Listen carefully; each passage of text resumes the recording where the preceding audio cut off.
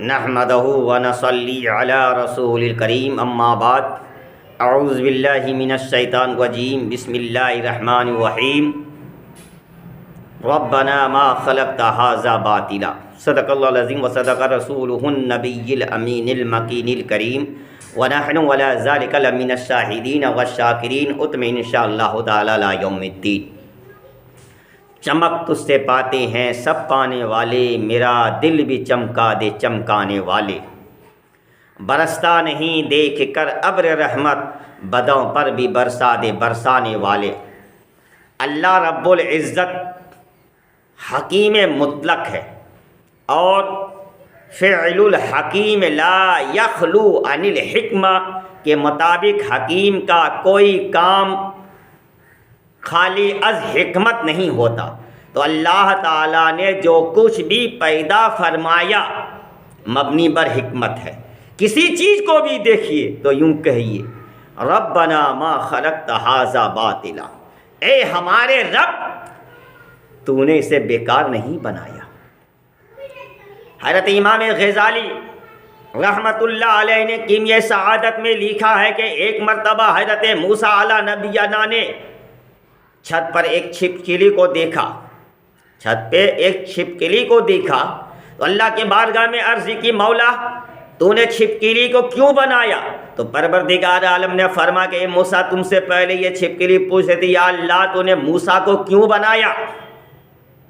اے میرے کلیم میں نے جو کچھ بھی بنایا مبنی بر حکمت ہی پیدا فرمایا ہے، اور یہ حقیقت ہے کہ انما الاشیاء تعرف بعضادها، یعنی ہر چیز اپنی ضد سے پہچانی جاتی ہے۔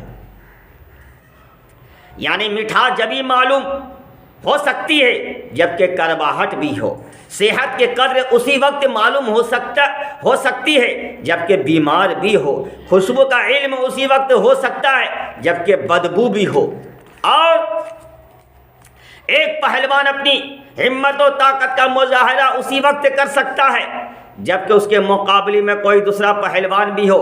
پہلوان کسی دوسرے پہلوان کو گرا کر ہی پہلوان کہلاتا ہے۔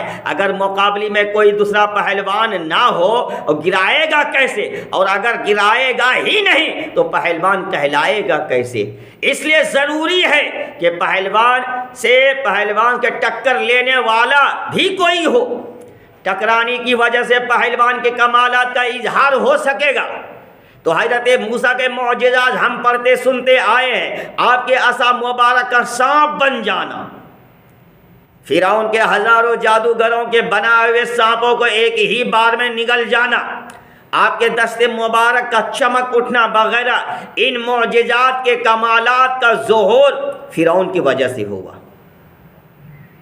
اگر فرعون نہ ہوتا تو ان معجزات کا ظہور بھی نہ ہوتا، یعنی ان معجزات کی ضرورت نہ پڑتی، اور معجزات موسیٰ کے کمالات کا اظہار کے لیے ایک منکر کا وجود ضروری ہے کہ جو موسیٰ کے مخالفت کرتا اور موسیٰ کے کمالات کا اظہار ہوتا۔ تو اللہ تعالیٰ نے فرعون کو پیدا فرمایا، اس نے موسیٰ کی مخالفت کی، اس مخالفت کی باعث موسیٰ کے معجزات کمالات کا ظہور ہوا۔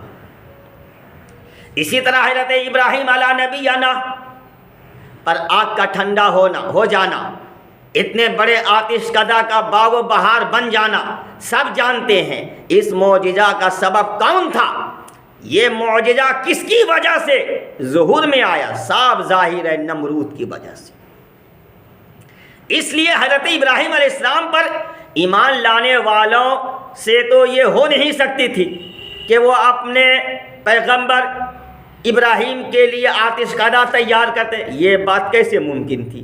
تو کوئی مسلمان اپنے پیغمبر کو جلانے کا خیال دل میں نہ لاتا، پھر یا نارو کونی بردو و سلامن کا مظاہرہ کس طرح ہوتا؟ تو اس مظاہرے کے لیے صرف یہی صورت تھی کہ کوئی منکر خلیل ہو، کوئی منکر خلیل ہو کہ وہ ابراہیم علیہ السلام کے مخالفت میں اتنا بڑھتا کہ آپ کو جلانے کے لیے عظیم الشان آتش کدہ تیار کرتا۔ خدا اپنے پیغمبر پر آتش کدہ کو باغ و بہار بنا کر اپنی قدرت اور اپنے پیغمبر کے معجزہ کا مظاہرہ فرمایا۔ تو اللہ نے نمرود کو پیدا کیا کہ اس نے ابراہیم کے مخالفت کی اور کمالات ابراہیم کا اظہار ہوا۔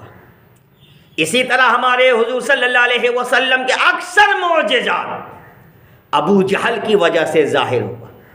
چاند کا 2 ٹکڑا، کنکر کا کلمہ پڑھنا، درختوں پر پتھروں کا خدمت عالیہ میں حاضر ہو کر صلاۃ و سلام عرض کرنا، ابو جہل کی مخالفت اور اس کے انکار کی باعث ابو جہل جس قدر حضور کی مخالفت کرتا، اسی قدر حضور کی معجزہ ظہور پذیر ہوتے۔ گویا کہ ابو جہل کو پیدا کیا گیا، یہ بھی عبث نہیں بلکہ حضور کے کمالات معجزات کے ظہور کے لیے اسے پیدا کیا گیا ہے۔ میں نے ایک جمعہ میں حضور کے لعاب دہن شریف کے برکات بیان کرتے ہوئے یہ حدیث بیان کی کہ جنگ احد میں حضرت ابو ذر کی ایک آنکھ پھوٹ گئی، وہ حضور کی خدمت میں حاضر ہوئے، حضور صلی اللہ علیہ وسلم نے ان کی آنکھ پر اپنا لعاب دہن لگا دیا تو ان کی آنکھ پہلی آنکھ سے زیادہ خوبصورت روشن کر دیا گیا۔ یہ حدیث سن کر ایک منکرین نے اس حدیث کا انکار کر دیا اور کہا ایسا کوئی واقعہ نہیں ہوا۔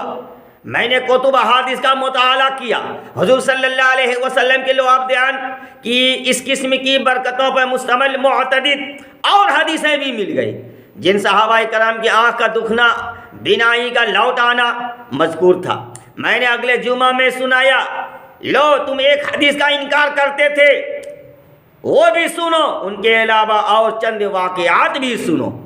پھر میں نے یہ سارے ایمان افروز واقعات کتب احادیث سے سنائے اور وہ منکرین کا شکریہ ادا کیا کہ تم اگر انکار نہ کرتے تو میں کتب احادیث کا مطالعہ نہ کرتا۔ اور یہ جو چند واقعات بھی احادیث میں سے جو مل گئے ہیں، یہ تو اب میں بجائے صرف ایک واقعہ کے میں سارے واقعہ بیان کروں گا۔ تو حضور کے جتنے بھی کمالات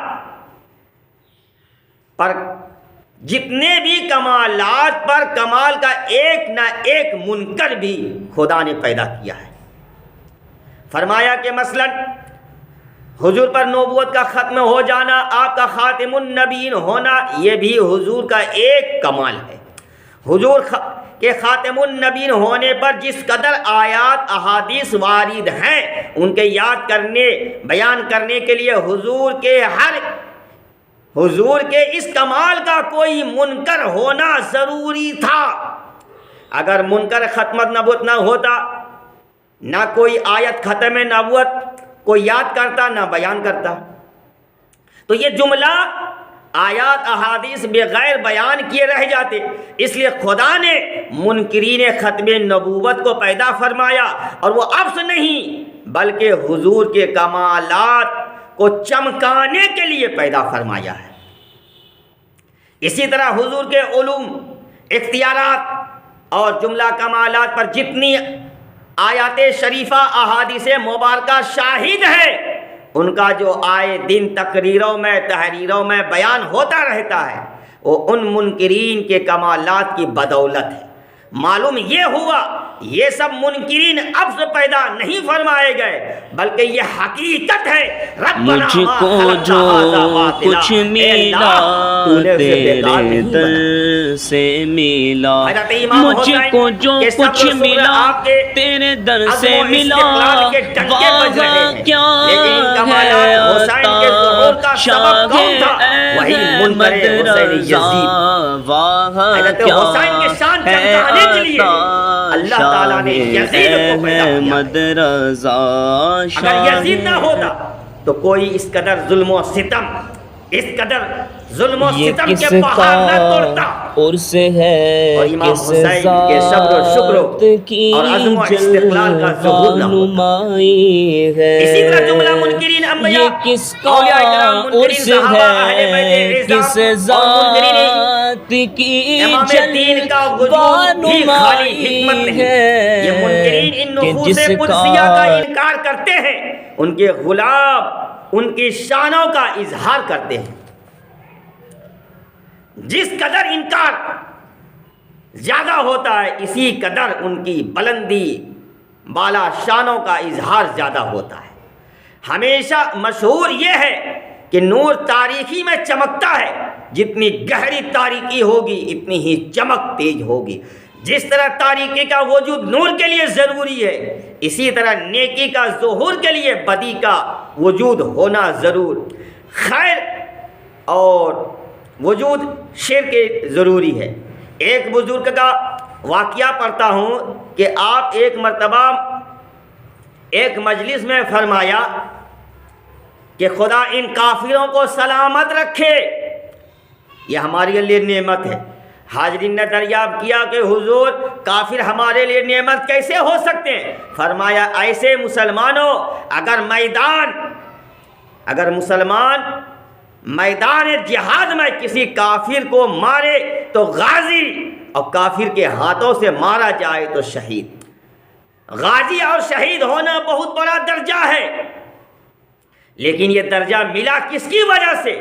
ان کافروں کے وجود سے۔ اگر کافر نہ ہوتا تو نہ ہم غازی بن سکتے ہیں نہ شہید۔ معلوم یہ ہوا کہ کافر بھی ہمارے لیے نعمت، ان کی وجہ سے ہم غازی اور شہید بنتے ہیں۔ خدا انہیں سلامت رکھے۔ فرعون کو جب موسیٰ کی مخالفت کے لیے پیدا کیا، نمرود کو ابراہیم کے مخالفت کے لیے اللہ نے پیدا کیا، ابو جہل کو حضور کی مخالفت کے لیے پیدا کیا گیا، اور شیطان کو خدا نے اپنی مخالفت کے لیے پیدا کیا۔ اور یہی وجہ ہے حضور اس دنیا سے تشریف لے گئے، ابو جہل بھی نہ رہا، ابراہیم علیہ السلام تشریف لے گئے، نمرود بھی گیا، حضرت موسیٰ تشریف لے گئے، فرعون بھی چل دیا، امام حسین تشریف لے گئے، یزید بھی نہ رہا، لیکن خدا ابھی تک ہے اور شیطان بھی ابھی تک ہے، شیطان بھی ابھی تک ہے۔ عزیزان ملت اسلامیہ، اللہ رب العزت قرآن مقدس میں اعلان فرما ربنا ما خلقت ھذا باطلا، اے پروردگار تو نے دنیا میں جو بھی چیز پیدا کیا وہ بیکار نہیں ہے، ہر چیز میں